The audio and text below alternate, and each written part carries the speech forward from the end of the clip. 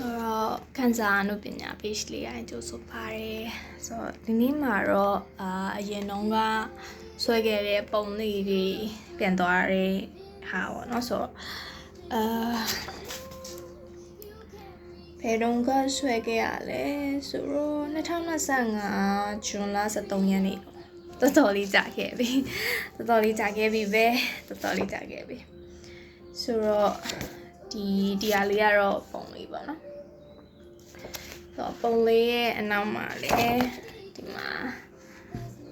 ရေးထားဟိုလိုမျိုးတော့မမြင်အောင်လည်းတွေ့နော်ဆိုခဏဆိုတော့ခဏနော်ဆိုတော့ဒီမှာဆိုရင်ရေးပေးထားတာပေါ့နော်ဆိုတော့ current feeling အဲတုန်းက feeling တွေကိုပါကို analyze လုပ်ပြီးတော့လုပ်ထားတာပေါ့အဲတုန်းကအယောင်တွေကြည့်ပြီးတော့ပြောတာပေါ့နော်ဆိုတော့ purple ဆိုရင်နည်းနည်း anxious ဖြစ်တယ်ဆိုတော့နည်းနည်းစိတ်လှုပ်ရှားတယ်ဒါပေမဲ့ဒီတက်ကြွရတယ်ဆိုတော့ excited လည်းရှိတယ်ပြီးတော့ confident ကိုပါကို confident ရှိရဆိုတဲ့ဟာပေါ့နော်ဆိုတော့ဒါအဲတုန်းက purple ကပေးခဲ့တာပြီးတော့ဒီ red နဲ့ orange ကတော့နည်းနည်း anxious ဆိုတဲ့ feeling ပေးရပြီးတော့အစိမ်းရောင်ကကြတော့အမြဲတမ်းလို့လေရှင်သန်နေတယ်လန်းဆန်းနေတယ်အဲဒါ abandon ပေါ့နော်ပေါ်များတယ်ကျတော့အဲ့လိုမျိုးဖြစ်တယ်ပြီးတော့ဒီ red orange နဲ့ဒီ orange ကလည်းနည်းနည်းကွာ orange ကလည်းနည်းနည်းဘယ်လိုပြောမလဲနည်းနည်းအရောင်နိုးတဲ့ orange ပဲဖြစ်တယ်ပေါ့နော်ဆိုတော့အဲ့ဟာကြောင့်ကို content ဖြစ်တယ်ဆိုတော့ဂျေနက်တယ်ဒီအခြေလေးနဲ့ပဲအဆင်ပြေတယ်ဆိုတော့အဲ့ဒါဖြစ်တယ်ပြီးတော့အမဲရောင်ကကြတော့ ground ဖြစ်တယ်ပေါ့နော် ground ဖြစ်တယ်ဆိုတာလုံခြုံနေဒီညိနေဒီနေရာမှာအဆင်ပြေရပေါ့နော်ဆိုတော့အဲ့လိုမျိုးဖြစ်တယ်ပြီးတော့ white ကကြတော့ဒီ new opportunity ready ပေါ့နော်ဘာလို့လဲဆိုတော့အဲ့အချိန်မှာဒီပုံဆွဲရမယ်ဆိုပြီးတော့ art therapy session ဆိုတော့အဲ့မှာပုံဆွဲရမယ်ဆိုပြီး okay ဆိုတော့အဖြူရောင်လေးမြင်တဲ့အချိန်မှာငါဒါအတွက်လုပ်ပြီးငါပုံဆွဲတဲ့အခါမှာတခုခုရှာတွေ့လိမ့်မယ်အဲ့ရှာတွေ့တာအတွက်ငါရှာကျင်နေဆိုတဲ့ဟာနဲ့ရှာပါတော့ပြီးတော့ပိုင်းအောင်လေးတွေ့တော့ဟိုဘယ်လိုပြောမလဲ gender top ဖြစ်တယ်ဆိုရဲခန်းစားချက်ရတယ်ပြီးတော့ဒီအဝါရောင်ဆိုရင်လေမြင်လိုက်တာနဲ့ရောင်ကဘယ်လိုပြောမလဲလက်တယ်ဆိုရဲဟာမျိုးပြီးလို့ရှိရင်ဒီစွမ်းရင်ရှိတယ်ဆိုရဲအရာမျိုးပေါ့နော်ဆိုတော့အဲ့လိုမျိုးရတယ်ပြီးတော့ဒီ sky blue ပေါ့နော်ဆိုတော့ sky blue ဆိုတာဒီမှာဆိုရင်ဒီမှာကြည့်မယ်ဆိုတော့ဒီမှာအပြာရောင်တယ်ဆိုတော့ဒီ sky blue ပေါ့နော်ဆိုတော့ဒီ sky blue ကိုကြည့်ရဲ့အချိန်မှာကျတော့ဘာဖြစ်လဲဆိုတော့လုံခြုံနေ safe ဖြစ်တယ်ပြီးတော့ comfortable ဖြစ်တယ်ပေါ့နော်ဆိုတော့တဖြစ်တယ်ပြီးတော့ဒီ guided imagination အဲ့လိုမျိုးဟာလေးဖြစ်တယ်ပေါ့နော်ဆိုတော့ဒါကအယောင်နေနဲ့ပတ်သက်ပြီးအဲ့တော့ကို reflect လုပ်ခဲ့တဲ့ဟာလေးဖြစ်တယ်နောက်တစ်ခုကကြတော့ guided imagination ပေါ့နော်ဆိုတော့ guided imagination လုပ်ပြီးတော့ဒါမြင်တဲ့ဟာလေးကိုရေးထားတာဖြစ်တယ်ဒါပေမဲ့ဒီလောက်ထိတော့မသွားတော့ဘူးပေါ့နော်ဒီလောက်ထိတော့မသွားတော့ဒီကပုံလေးကိုပဲသွားပေးစီခြင်းနဲ့ဆိုတော့ဒီကပုံလေးမှာဆိုရင်ဒီမှာဒီနေလုံးကြီးဆိုဒီလိုနေအောင်တောင်းနေဆိုရဟာဒီကတွေ့ရနော်ပြီးတော့ဒီလိုကြည့်ရင်ဒီဘက်ကအပြရောင်အကွင်းဖြစ်နေဟာပေါ့နော်ဆိုရမြင်ဒါမြင်ကွင်းဘယ်လိုပြောမလဲအပေါ်ဝိုင်းရင်အောက်ကိုငုတ်ကြည့်ရဲဆိုရခန်းစားချက်မျိုးပေါ့နော်ပြီးတော့ဒီမှာဒါလေးကိုကြည့်ရင်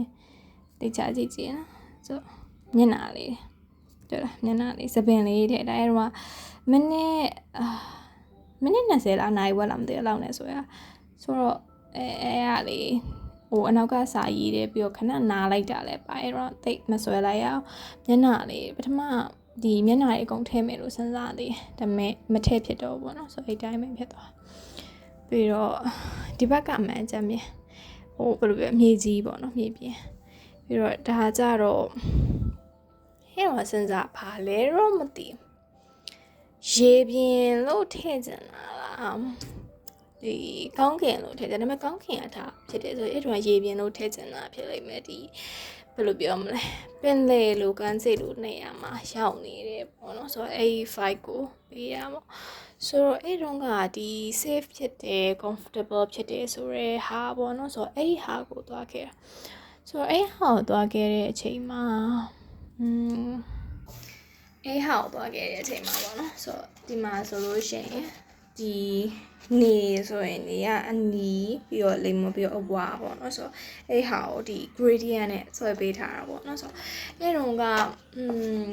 အလင်းတစ်ခုကိုမြင်နေပေါ့နော်အလင်းတစ်ခုကိုအတွက်အလင်းပြီးတော့ဒီ direction တစ်ခုကိုမြင်နေဆိုတဲ့ဟာပေါ့နော်ဆိုတော့ပြီးတော့အလင်းဆိုတာလည်းအမှန်တိုင်းပြောရင်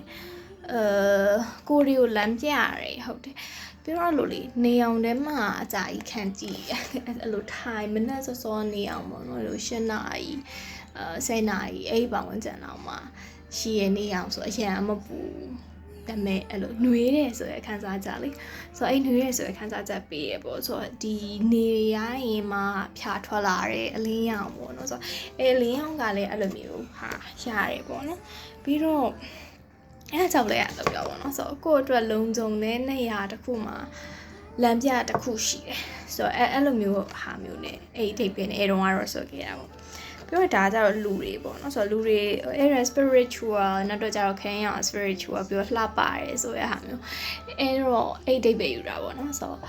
လူတွေပေါ့နော်လူတွေမှာဒီ spirit ဆိုတဲ့အရာရှိတယ်ပေါ့နော်ကိုယ့်ရဲ့ဒီစိတ်ထဲမှာဆို spirit ဆိုတဲ့ဟာကိုတော့spiritual ဘာသာရေးအဲ့လိုမျိုးထပ်စားလို့ရှင်လို့ရှင်သန်နေတဲ့လှူရှားနေတဲ့နောက်နေ့မှာအသက်ရှင်ဖို့အတွက်တက်ကြွရတယ်အဲ့လိုရွေရှားနေတဲ့ခံစားချက်တစ်ခုအားရင်တစ်ခုပေါ့နော်ဆိုတော့အဲ့လို spirit ကိုမြင်တယ်ပြီးတော့ဒီလူတွေအများကြီးဆိုတဲ့အဓိပ္ပာယ်ပါလဲဆိုတော့ဒီနေရာမှာတယောက်တည်းမဟုတ်ပေါ့နော်အများလူအများနဲ့နေတယ်ပေါ့ဆိုတော့ဒီမှာကဘာတစ်ခုပြောချင်လဲဆိုတော့ကိုယ့်အတွက် safe ဖြစ်တယ်ဆိုတဲ့အချိန်မှာအဆင့်ဆင့်ရှိရပါတော့ဆိုတော့ကိုယ့်အတွက်ကကြတော့တော်တော်လေးဒီဘယ်လိုပြောမလဲစိတ်ကိုတော်တော်လေးဖြတ်တန်းရတယ်ပေါ့နော်စိတ်ကိုတော်တော်လေးဖြတ်တန်းရတယ်စိတ်ကိုပွင့်လင်းလာအောင်လုပ်ရတယ်လူကဒီ acceptance ဆိုတဲ့ဟာပေါ့နော်လက်ခံနိုင်တဲ့အရာကိုပိုပြီးလက်ခံနိုင်အောင်လုပ်ရတယ်ဆိုတော့အဲ့လိုလက်ခံနိုင်မှဘာဖြစ်လဲဆိုတော့တခြားသူတွေကဒီလိုမျိုးပေါ့နော်အများကြီးငါဘဝထဲမှာရှိတယ်ငါအဆင်ပြေတယ်ဆိုတဲ့အရာပေါ့ဆိုတော့အရင်တုန်းကအဲ့လိုလူတွေနဲ့တတမရှိဘူးဆိုတဲ့အရာပေါ့နော်လူတွေနဲ့တမရှိဘူးဆိုတာကိုယ့်အတွက်နေရာမဖြစ်ဘူးကျဉ်ကျက်တယ်ပေါ့နော်ဆိုတော့အဲ့ခံစားချက်ရတဲ့အချိန်ရှိတယ်ဒါပေမဲ့အခုနောက်ပိုင်းကျတော့ဘာဖြစ်လာလဲဆိုတော့ကိုယ့်ရဲ့လုံခြုံမှုကိုကိုယ့်အတွက်မှာပြန်ရှာတွေ့တယ်ဆိုတော့အဲ့လိုမျိုးပြန်ရှာတွေ့တဲ့အချိန်မှာတခြားသူတွေနဲ့ဆက်ဆံတယ်တခြားသူတွေကငါ့ကိုပုံတစ်ခုနဲ့ဆက်ဆံပေးရမယ်မဟုတ်ဘူးပေါ့နော်ဆိုတော့ငါကိုယ်တိုင်ကစိတ်ထဲမှာအဆင်ပြေနေပြီဖြစ်တယ်အဲ့ဒီအတွက်ကြောင့်သူတို့ငါ့ကိုအဲ့လိုအရန်ကောင်းရင်ဆက်ဆံပေးတာအရန်လိုက်ရောပေးနေအဲ့လိုမျိုးမလိုတော့ဘူးတော့ဘာမှမလိုတော့ဘူးပြီးတော့ငါ့ကိုအဆင်ပြေအောင်နဲ့သူတို့လိုက်ရောပေးစရာမလိုဘူးဆိုတဲ့ဟာပေါ့ဘာလို့လဲဆိုတော့ငါကိုယ်တိုင်ဘယ်လိုနေရမလဲဘယ်လိုပြောအောင်နေရမလဲဘယ်လိုတတ်ဖြစ်အောင်နေရမလဲဘယ်လိုပြောရှင်အောင်နေရမလဲအဲ့လိုမျိုးရှာတွေ့ပြီးဖြစ်တယ်အဲ့အတွက်ကြောင့်လူတွေရှိလဲအဆင်ပြေရပေါ့နော်ဆိုတော့အဲ့ဒါကြောင့်ဒီမှာလဲလူတွေရှိလဲအဆင်ပြေတယ်ဆိုတော့အဲ့လိုမျိုးဆွဲခဲ့တာပေါ့နော်ပြီးတော့ဒီမှာဆိုရင်အမဲပေါ့နော်ဆိုတော့အမဲဆို ground ဖြစ်တယ်ဆိုရဟာလေဆိုတော့ ground ဖြစ်တယ် ground ဆိုတာကြတော့ဘယ်လိုပြောမလဲလုံခြုံနေလို့ပြောရမှာ grounded ဖြစ်တယ်အမဲရအောင်မျိုး ground အောက်ခံမှာ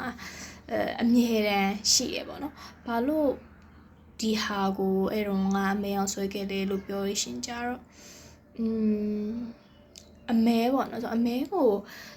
အရင်တုန်းကလည်းကိုယ်စိတ်ထဲမှာထင်ခဲ့ရတာလည်းပါတယ်ဒီပေါ့နော်မဲမောင်နဲ့အမောင်တူမကောင်းဘူးပေါ့နော်ဆိုအဲ့လိုမျိုးထင်တယ်ဒါပေမဲ့အခုကျတော့